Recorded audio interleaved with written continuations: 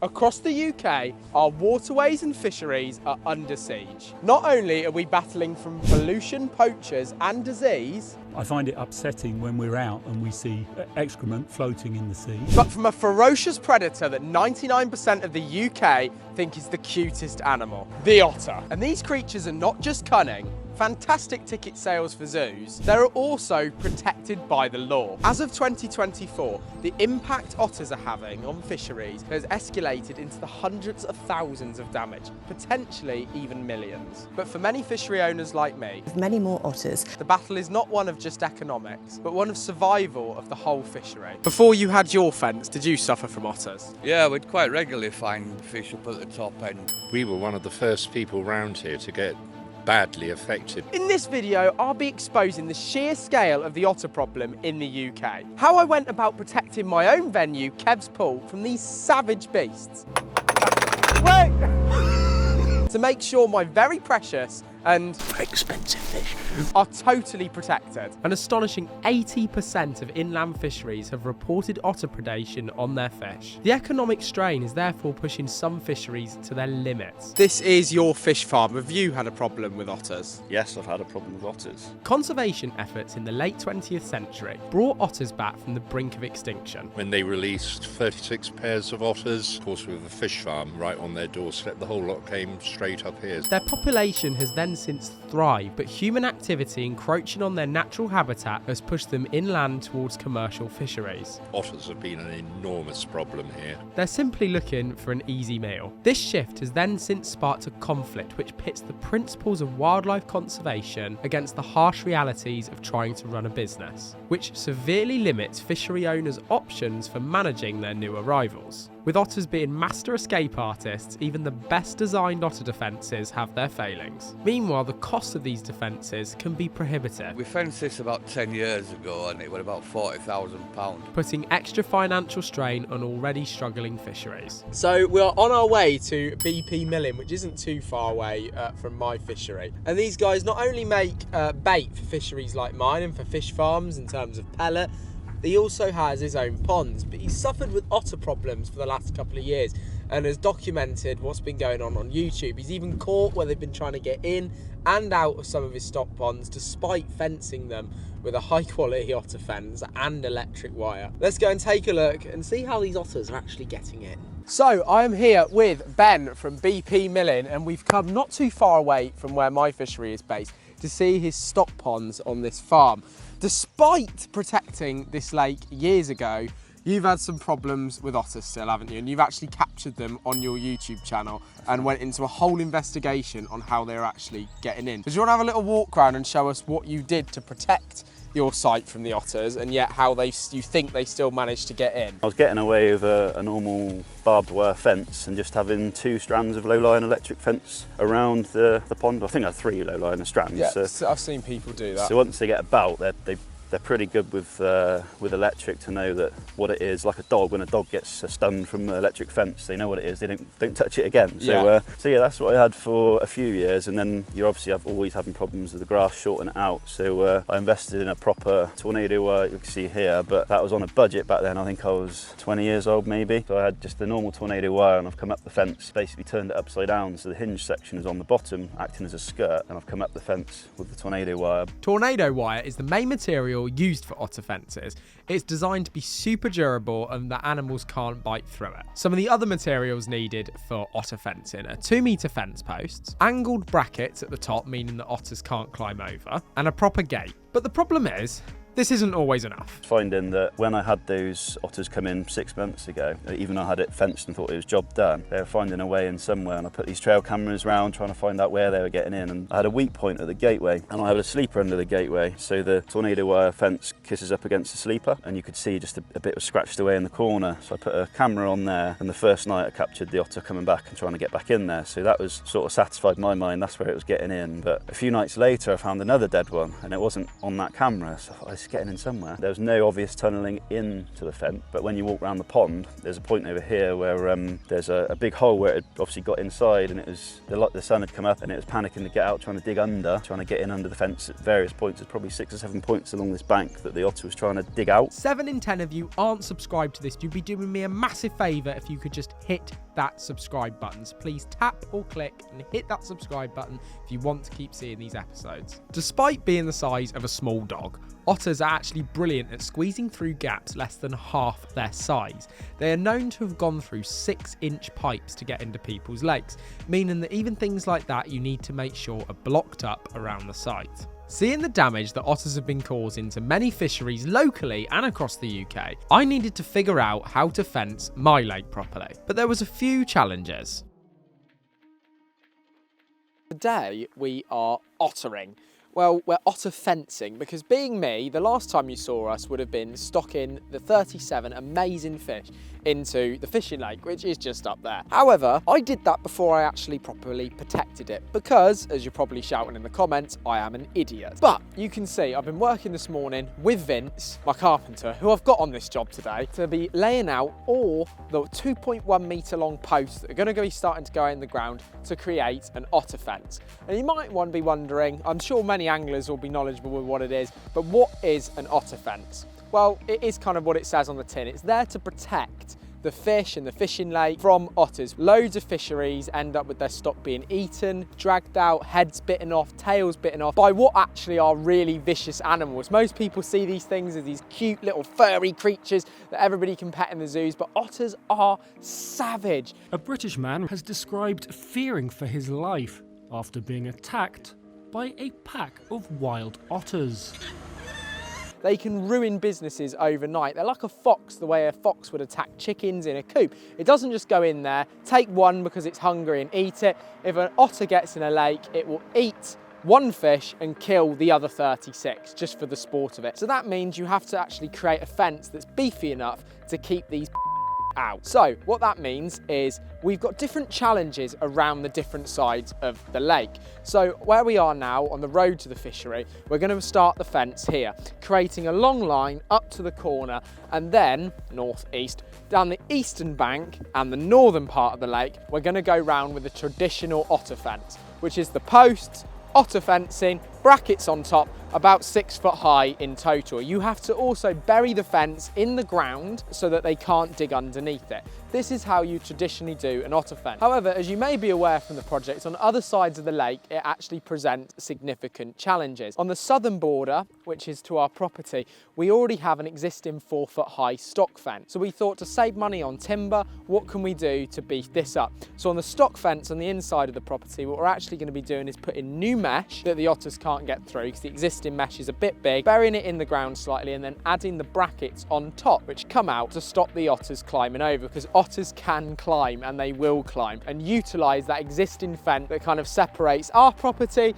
from the fishery. And on the western boundary, which borders a neighbour's tracts, what we're going to be doing is building a brand new 6 foot tall feather edge boarded fence and burying a skirt, what's called a 500mm skirt, in the ground so the otters can't dig under. As I said, you may be thinking that this is all a little bit over the top. It's probably going to cost somewhere between £5,000 and £10,000 to do this. However, with the damage that otters have caused on fisheries, so you're better safe than sorry, and we better crack on and get this otter fence done. One problem we have is that the ground is absolutely sopping wet. Normally you'd want to be doing this in spring or the end of summer when the ground is hard, but we are slightly worried about the fish being eaten, so we are cracking on with this. But at the same time, we're about to track over the little digger that I've got on hire, and I'm not quite sure what level of damage it's going to do to the grass that Mum spent ages planting that's now all gone nice and green, so we're about to find out. Oh, delicious. So I get what Vince is doing here. What we've done is we've got a 4 metre piece of rope with 2 loops on it, so we can loop over one post, and then when you pull it out, you can then loop it over the next post to make sure we're putting the posts 4 metres apart. Which is pretty good, to be fair, 4 metres gap, because it means we needed less posts. I think the posts to go around this side of the lake and go around with a little bit of a deal, because the guy was very nice to me, were about 460 quid. So the cost of timber has gone down a bit. That's something. Hey, there we go. There ain't really any room in here, Vince.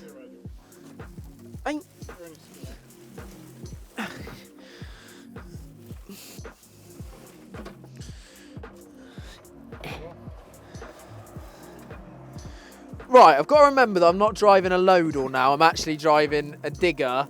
But it's not a digger.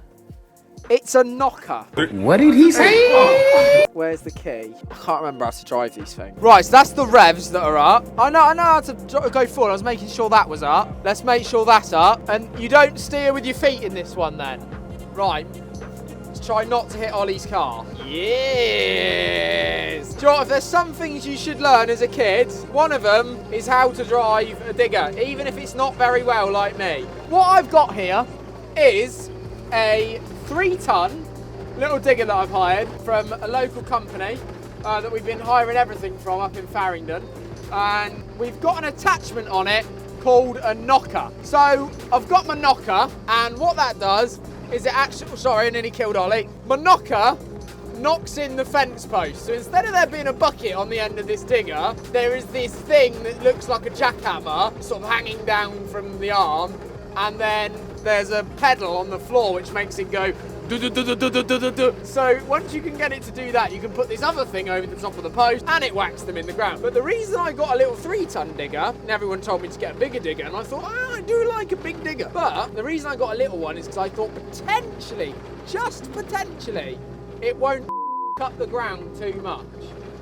So let's see, because I'm going to track it over the other side of the lake. Now, gently, gently, gently. Oh, I don't like this. Yeah, this ain't good. It's not, to be honest, that's not as much of a mess as I thought I was going to make. Fine, it's fine. Spring will cover it. Spring will cover it. I thought it could have been worse than that. Oh, I've made a mess. I don't think that's Otter. Pull my end. Not tight. Bought him 1 girt wings, and now he wants me to pull his end. And a beer. See the end yet? There's the end. No, right next to your hand, look. So what, we've got to untangle this? You've got to get the end onto that fence. No, you're having me on. You're having me on, son. I knew there was a reason I hire people to do things. Pull it that way. Don't pull it that way. Pull it what way? This way. I thought we were going that way. Yeah, we need to tie this to the end first. Oh, you're tying that end to it first. But over there, it looks totally different. So hang on, there's the pylon. So should we go from in the bush? Try not to get a thorn in my eye. As a budding angler, I do know how to tie a knot. I've rarely had a knot slip, mate. I think you're the wrong side of the digger. Oh, no, you're not. No, you're not. Yeah, well done, Forrest. I've not quite got the digger in the right place, have I? No, I'm an idiot. How are we going to get the digger that side with the string? Drive over the top of it. Okay. Oh, this is awful. I hate manual labour. That, honestly, I don't even think I could get for a roast potato. Oh, that is going. Oh, that's not a good idea, is it? Health and safety is prevalent on this site. Let me just get used to that a minute at this height. Just keep working it. Oh, that was close. I don't really think it's capable of cutting off a finger, this knife. It's going. Come on. We're nearly there. 3 hours later. I've actually got tears in my eyes where I've been doing that long. Have you just done that in one click? What the hell? Cool, this brings back memories in the summer, this does. Did you know about the pegs? No. I was good at it in the summer. Missed that. There we go. Is that enough? Yeah, Beery. Ben, hit it in a bit further. Hold the hammer at the end. And if I pull the tension, you in there like swim mate.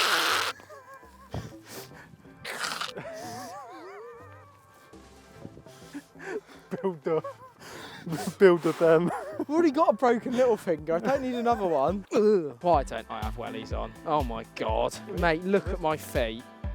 Oh. Oh no, that come through my show. My PT Ross, he'll want me to go to the gym after this and work out. I'm sweating my balls off out here all day. Oh, I've now got oil over my hand. Do you know, the only thing that'll make this worse is rain. On your mark somewhere? Yep. Go down, do you want to get the machine, knock it down? Right. Try and get that somewhere close first before I try and get this on. I lift it first. Yeah, lift it up as high as you can. See if it'll even reach.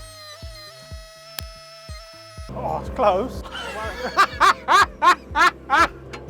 That's bloody close. Hold that, sir. Pull it in a little bit, or is that as far in as it would go? Go back a little, drive back. That's really annoying. Ah! Oh, yes! Just wiggle it with your foot. When? Boom out a little bit. Oh! Wait! that. Can we change that? Lift it up. I didn't mean to do that. Why is it that I try to do things and you get so close? So will the thing fit on it? Yeah, that's the whole point of that thing. Stop it doing that. So should we put this thing on it this time? Yeah, we need to start it real gently just so we can have enough space to Okay. get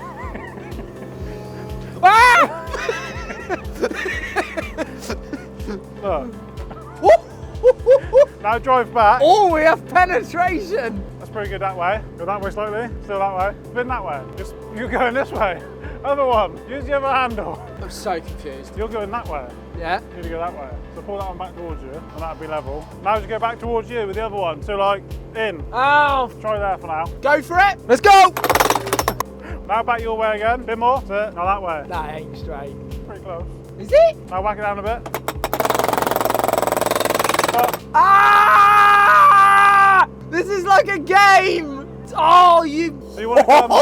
Now, I know you're enjoying watching me putting in that fencing, but I have to tell you about this monumental moment in the Fowler Fisheries YouTube channel and the journey of Kev's pool behind me, because we are now on the Catch app. Literally, the most common question I've had since I started this whole thing is how am I going to be able to book onto your venue? Well, if you head over to the app and type in Fowler Fisheries in the search bar, Kev's pool will appear. All you have to do is tap on the View Fishery button and go to Book Tickets. Now, I did trick you a little bit. We're not quite live yet. However, we will be in the next couple of weeks. And this is where the love heart comes in. See, if you tap the little love heart in the top right-hand corner of the Fowler Fisheries page, you will be able to be notified on your phone first of when we go live in the next couple of weeks. And to do this, all you have to do is set up a free Catch account. Literally completely free. Did you see that, bruv? They are literally going mental. It's madness here. So much excitement. Look at it fizzing. Can you see it fizzing? See, once you've set up that totally free account, you will then have access to over 160 venues. Of those venues, you can click that love heart to get updates from your favourite venues, like catch reports, press releases, anything that's been going on at the fishery. Just general news to improve your sessions and plan when's best to go. Within the Catch app, on your favourite fishery pages too, it gives you the weather at the venue you're going to, also how busy it is, maps of the lake, what facilities are available and much more. And that isn't just for carp fishing venues like the one that you see behind me, but for sea fishing, fly fishing, course fishing, match fishing and more. So once again, if you want to be one of the first people to be able to book onto my venue behind me, then head over to the Catch app, hit that love heart, free account setup, and you will be notified when we go live. Anyway, let's carry on smashing those posts in. Stop. Mate, all I know is between here and here, there is some serious fish action in that lake. Go on then, Ben. Drive forward a bit. Do a wheelie more. Whack it now, yeah? Yeah? Yeah. Whack it.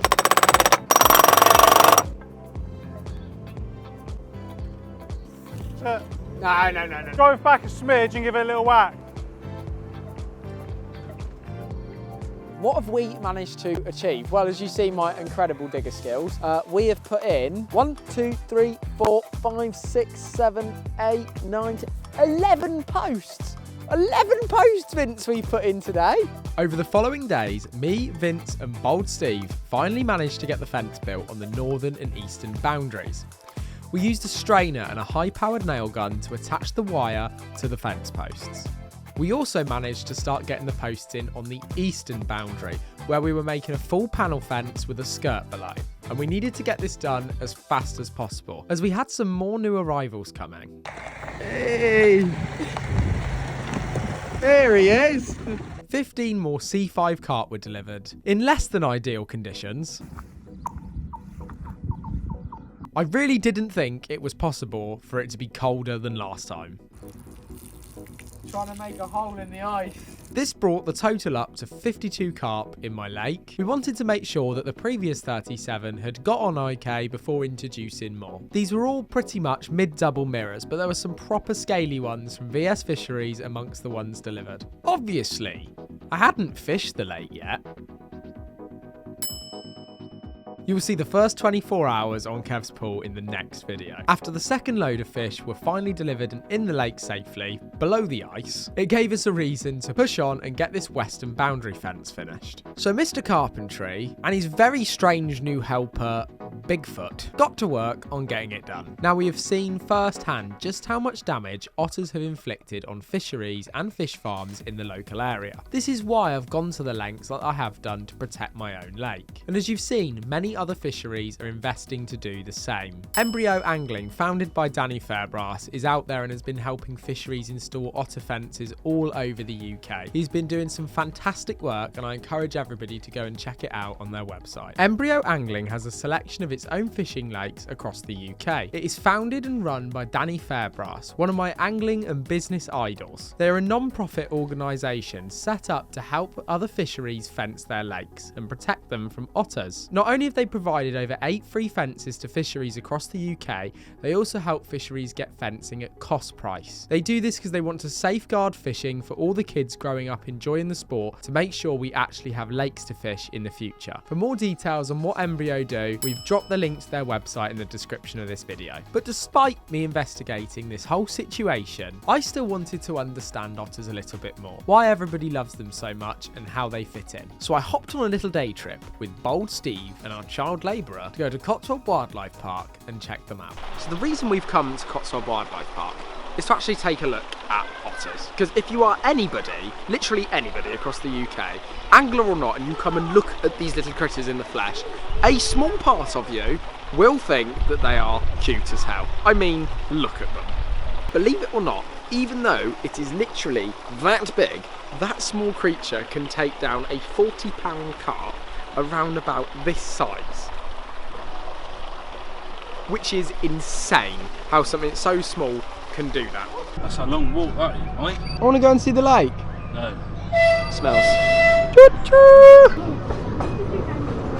It's lake, look at the flamingo! I can have flamingos, they've got flamingos, why can't I have flamingos? The point I'm trying to get across is anglers hate these things with so much hatred. I understand they take down carp in your precious waters around the UK.